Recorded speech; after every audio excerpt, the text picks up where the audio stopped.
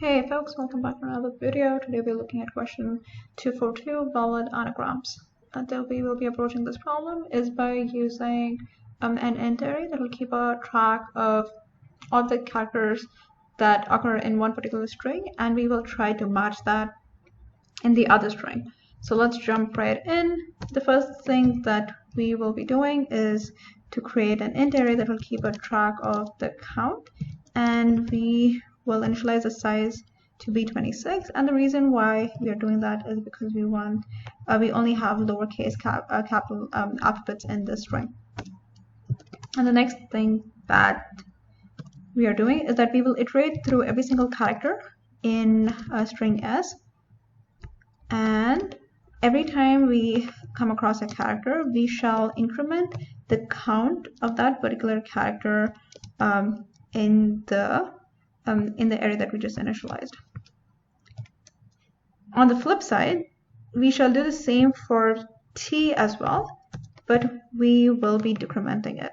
And the reason why we are doing that is because since for an anagram you need the same number of characters occurring in both of the strings, if we increment from one and decrement from the other, the last thing that you need to check once both of these operations are done is to see if the count is actually equal to 0.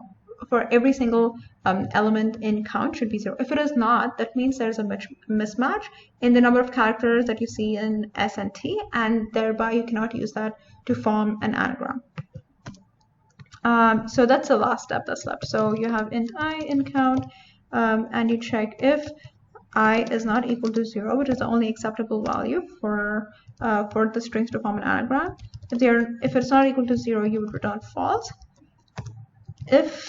If you haven't returned anything by then, we know that all of the values in the counter is equal to 0, and you would return true.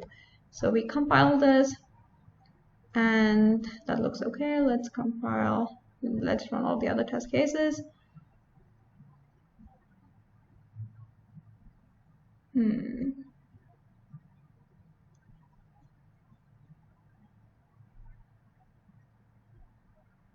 Right, awesome. So everything else is good as well. Perfect. So let's talk about the space and the time complexity.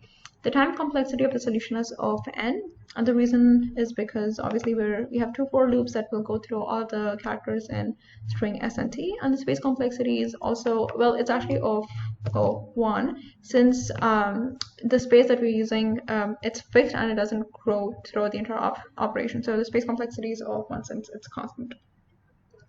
So that's the solution for this problem. If you have any questions, please let me know in the comments below. And please don't forget to subscribe. I would really, really appreciate that. See you all in the next video. Peace.